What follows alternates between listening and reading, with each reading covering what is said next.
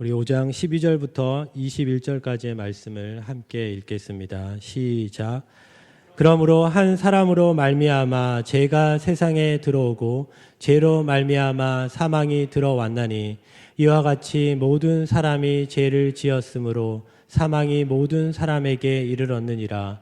죄가 율법 있기 전에도 세상에 있었으나 율법이 없었을 때에는 죄를 죄로 여기지 아니하였느니라. 그러나 아담으로부터 모세까지 아담의 범죄와 같은 죄를 짓지 아니한 자들까지도 사망이 왕 노릇하였나니 아담은 오실 자의 모형이라. 그러나 이 은사는 그 범죄와 같지 아니하니 곧 한 사람의 범죄를 인하여 많은 사람이 죽었은즉 더욱 하나님의 은혜와 또한 한 사람 예수 그리스도의 은혜로 말미암은 선물은 많은 사람에게 넘쳤느니라. 또 이 선물은 범죄한 한 사람으로 말미암은 것과 같지 아니하니 심판은 한 사람으로 말미암아 정죄에 이르렀으나 은사는 많은 범죄로 말미암아 의롭다 하심의 이름이니라. 한 사람의 범죄로 말미암아 사망이 그 한 사람을 통하여 왕노릇하였은즉 더욱 은혜와 의의 선물을 넘치게 받은 자들은 한 분 예수 그리스도를 통하여 생명 안에서 왕 노릇하리로다. 그런즉 한 범죄로 많은 사람이 정죄에 이른 것 같이 한 의로운 행위로 말미암아 많은 사람이 의롭다 하심을 받아 생명에 이르렀느니라. 한 사람이 순종하지 아니함으로 많은 사람이 죄인 된 것 같이 한 사람이 순종하심으로 많은 사람이 의인이 되리라. 율법이 들어온 것은 범죄를 더하게 하려 함이라. 그러나 죄가 더한 곳에 은혜가 더욱 넘쳤나니 이는 죄가 사망 안에서 왕노릇한 것 같이 은혜도 또한 의로 말미암아 왕노릇하여 우리 주 예수 그리스도로 말미암아 영생에 이르게 하려 함이라. 아멘.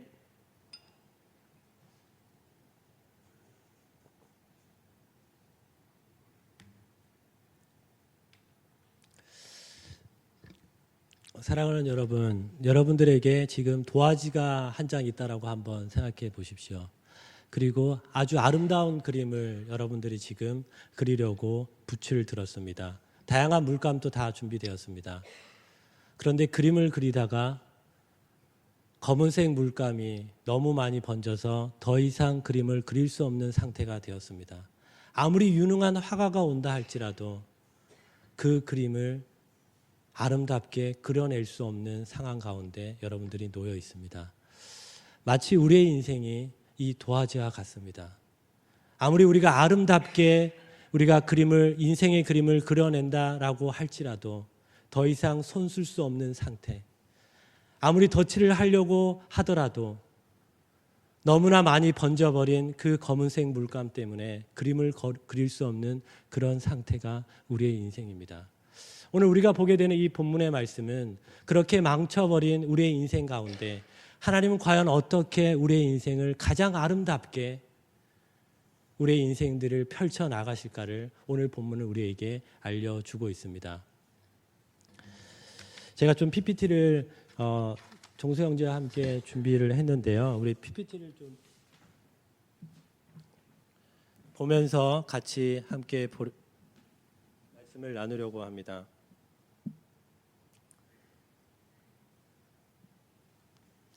하나님의 절대 선이 있습니다. 가장 불순물이 없는 상태.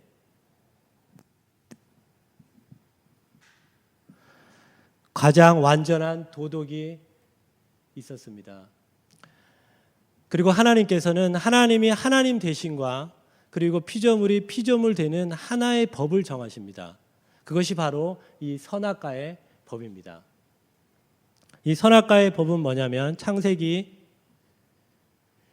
2장 17절에 보면 선악을 알게 하는 나무의 열매는 먹지 말라. 내가 먹는 날에는 반드시 죽으리라 하시니라.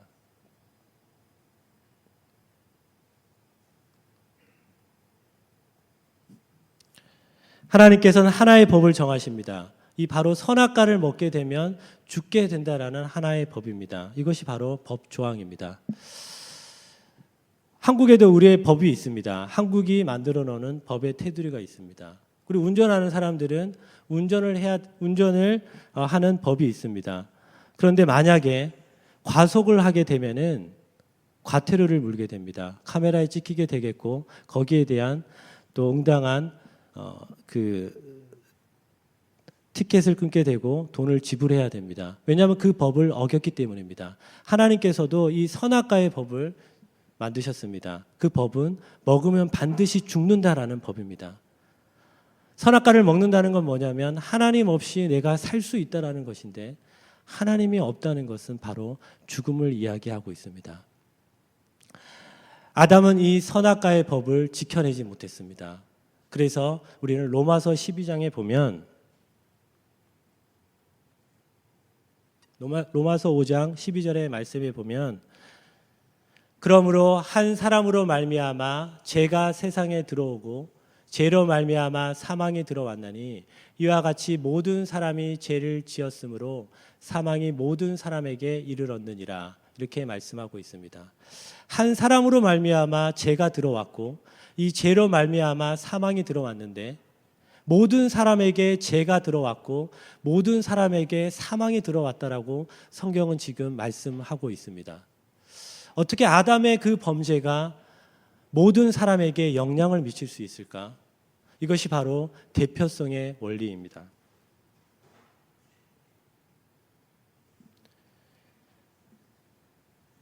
아담이 바로 우리 모든 인류의 대표가 됩니다. 작년에 평창 동계올림픽이 열렸었는데요.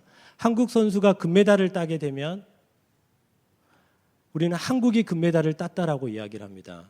그리고 그것을 시청하고 있는 시청자들도 한국 사람들이 기뻐합니다. 이것이 바로 대표성의 원리입니다. 그 아담이 저질렀던 그 범죄가 우리에게까지 계속적으로 영향을 미치고 있다라는 것을 성경은 이야기를 하고 있습니다. 반드시 죽으리라는 그 법 조항이 계속적으로 작동되고 있습니다. 어느 누구도 여기에 대해서 예외가 없습니다. 그래서 이 죄에 대한 문제를 해결하기 위해서 둘째 아담이 오십니다. 여러분, 둘째 아담이 과연 누구실까요? 예수 그리스도입니다. 셋째 아담이 있을까요? 셋째 아담이 없습니다. 마지막 아담, 예수 그리스도가 이 문제를 해결하기 위해서 오십니다. 아담은 불순종하였고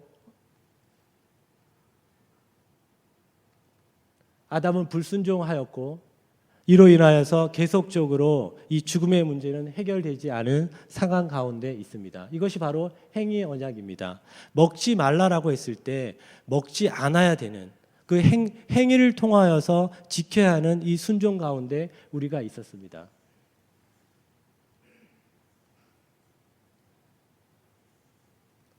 그리고 마지막 아담 그리스도가 이 세상에 오셨습니다. 이것이 바로 구속사적인 의인데 이 구속사라는 게 뭐냐면 우리를 구원하기 위한 역사라는 것입니다. 우리를 구원하시기 위해서 예수님이 오셨던 역사를 말하고 있습니다. 그런데 이 그리스도는 율법이 지키라고 했던 모든 명령을 다 지켜내셨습니다. 우리가 행위로서 지켜야 되는 모든 율법들을 그리스도는 단 하나도 지켜내지 않으신 것이 없고 다 지켜내셨습니다. 예수 그리스도가 모든 것들을 다 순종하셨습니다. 다 순종하셨기 때문에 우리는 행위 언약 가운데 있는 자들이 아니라 예수 그리스도가 모든 것들을 다 이루신 그것들을 믿게 되면 누리게 되는 이 은혜 언약 안에 살아가는 존재라고 성경은 우리에게 알려주고 있습니다. 예수님은 이렇게 말씀하십니다. 마태복음 5장 17절에 내가 율법이나 선지자를 폐하러 온 줄로 생각하지 말라. 폐하러 온 것이 아니라 완전하게 하려 함이라. 예수님은 율법을 폐하러 온 것이 아니라 완전하게 하시려고 이 세상에 오셨습니다. 그러면 우리가 좀 더 예수 그리스도가 누구시고 무슨 일을 하셨는지를 좀 더 자세하게 한번 알아보려고 합니다. 신학적인 좀 용어라서 여러분들 좀 어려울 수가 있겠는데요. 성경에서 되게 중요한 부분이 뭐냐면 바로 그리스도의 비하와 승기라는 부분이 있습니다. 이 비하는 뭐냐면 예수 그리스도의 낮아지심이십니다. 예수 그리스도는 원래 성자 하나님이십니다. 신성으로 계신 하나님이십니다. 그런데 그분이 성육신 하심 이후로는 이제 인성으로 계신 하나님이십니다. 그러면 제가 여러분들에게 한번 물어보려고 하는데요. 예수님께서 신성으로만 있으신 적이 있으십니다. 그때가 언제냐면 성육신 하기 전에는 신성으로 계신 하나님이십니다. 그러나 성육신 하신 이후로는 그분은 인성으로만 계신 하나님이 아니십니다.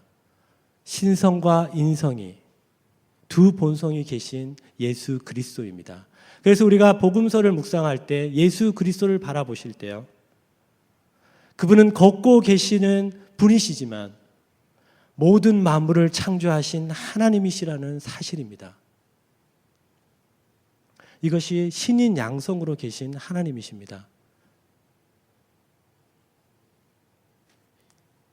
여러분 이것들을 좀 이해하면서 이제 보시면 되는데요. 이제 그분이 이제 비하 낮아지심입니다.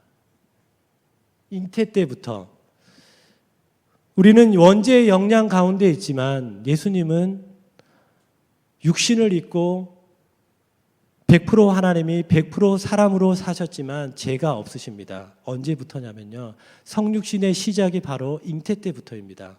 이 잉태 때 형성이 되시는데 성령에 의해서 거룩하게 하십니다. 예수님은 그래서 원죄의 영향이 없으십니다. 인성에 따라서도요. 그리고 그분은 잉태하시고 그리고 나시고 살아가시고 고난을 당하시고 죽으시고 그리고 장사되시고 이것이 바로 낮아지심입니다. 근데 이 낮아지심의 핵심은 뭐냐면요. 이루심입니다. 무엇을 이루시냐면요. 바로 우리에게 예수 그리스도의 자신을 주시기 위해서 그분이 다 이루셨다라는 것입니다. 그분은 우리에게 소유를 주시러 오신 것이 아니라 자신의 존재를 주시러 이 세상에 오셨습니다. 그리고 그분은 승기 높아지심입니다. 그리고 부활하십니다. 이 부활 때 이 이루심을 인정을 받으시는데 삼위일체 하나님께서 창세 전에 구원 협약을 맺으십니다. 그리스도 안에서 대속자는 그리스도고 구속자는 그리스도고 대속의 방법은 이제 십자가를 지시고 그리고 구속의 백성은 바로 그리스도 안에서 택함 받은 백성을 살려내기 위한 협약을 맺으십니다. 그때 그리고 그 예수님께서는 십자가에서 죽으시고 장사되시고 부활 때 그 성부 하나님에게 이 모든 것들을 인정받으십니다. 삼위일체 하나님께서는 존재론적으로는 동등하십니다. 그렇지만 여기에서 말하는 건 뭐냐면 우리에게 주시기 위해서 성부 하나님에게 모든 것들을 이루시는 것들을 인정을 받으십니다. 그것이 바로 부활 때 인정받으십니다. 예수 그리스도가 부활하실 때 어떤 일이 벌어지냐면 이 구속사적인 일인데 이것이 바로 우리를 구원하기 위한 그 의를 바로 획득하십니다. 그것이 이제 두 가지로 나눠지는데 첫 번째는 뭐냐면 그리스도의 칭의가 일어납니다. 그리스도는 의로우신 분이십니다. 의롭게 여김을 받을 필요가 없으십니다. 그 의로우심은 우리에게 주시기 위한 의로우심입니다. 그리고 그리스도의 성화가 있습니다.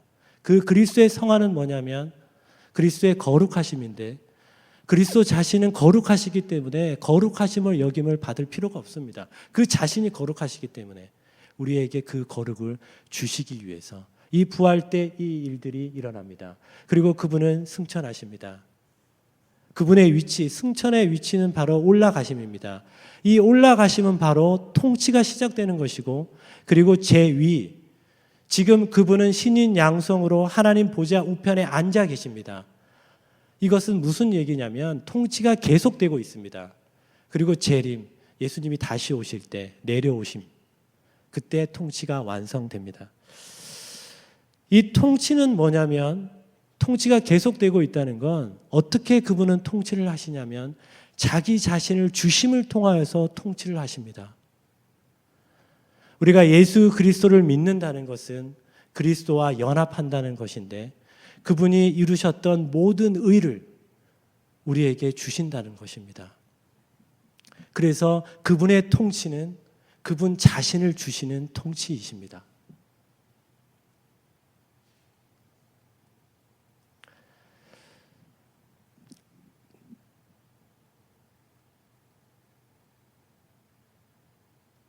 그래서 우리는 믿음으로 그리스도를, 우리가 믿음을 통하여서 그리스도와 연합을 하는데, 우리가 믿음에 의해서 구원을 받습니다.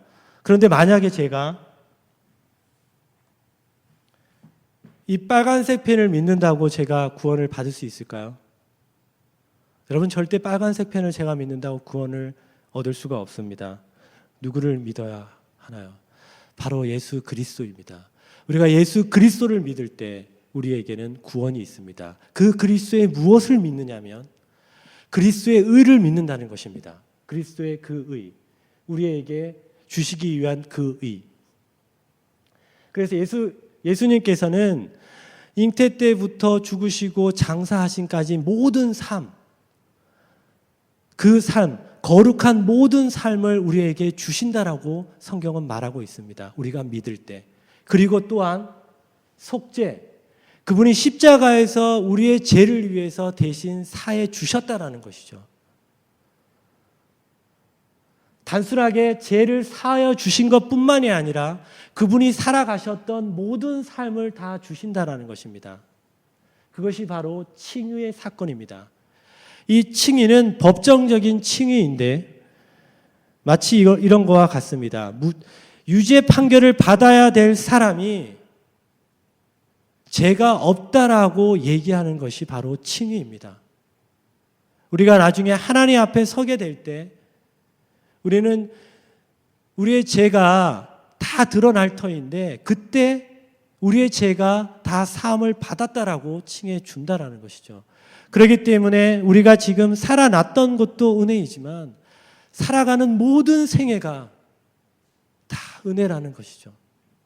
성경은 그걸 이야기를 하고 있습니다. 그래서 동일하게 다시 대표성의 원리가 예수 그리스도를 통하여서 우리에게 전달되어집니다. 한 사람이 순종하지 아니함으로, 아담이 순종하지 아니함으로 많은 사람이 죄인이 된 것 같이 한 사람이 순종하심으로, 예수 그리스도가 순종하심으로 많은 사람이 의인이 되리라. 동일하게 대표성의 원리가 우리에게 작동되고 있습니다. 언제 그게 작동되냐면요, 우리가 예수 그리스도를 믿게 될 때, 그리스도와 연합하게 될 때 이 일들이 일어난다라고 성경은 말하고 있습니다.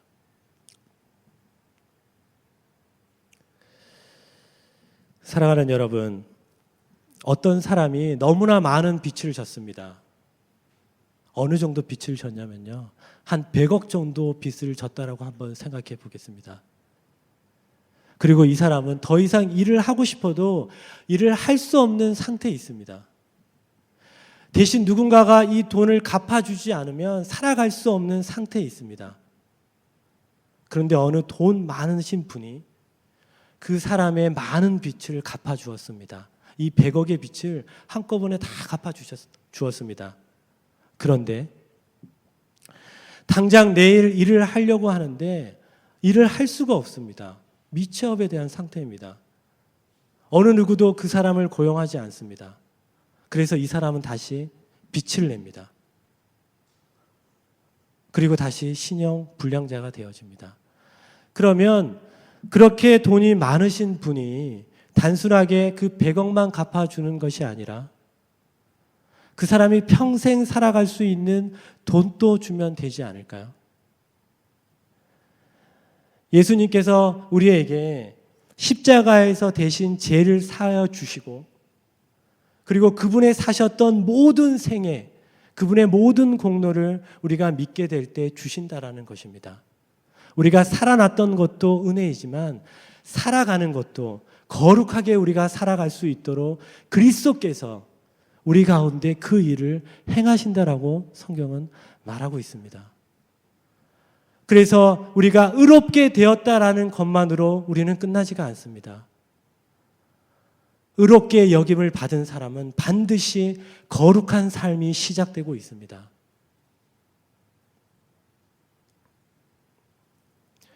그래서 살아가는 여러분, 우리가 그리스도를 우리가 묵상하게 될 때 이제는 신인 양성으로 계신 그 하나님을 우리는 보아야 합니다. 예수님은 목마르다고 하셨지만 목마르다고 하시는 그분은 생수의 강을 흘려 넘치시는 하나님이십니다. 그분은 걷고 계시지만 모든 공간을 창조하신 하나님이십니다. 그래서 우리가 이 대표성의 원리를 단순하게 머리로만 아니라 이제는 우리의 마음속 깊은 곳 가운데 우리가 이해하게 될 때 예수 그리스도가 하셨던 그 모든 일들을 그분이 이제는 우리와 함께 우리가 그 일들을 행할 수 있도록 우리를 인도하신다라고 성경은 말하고 있습니다.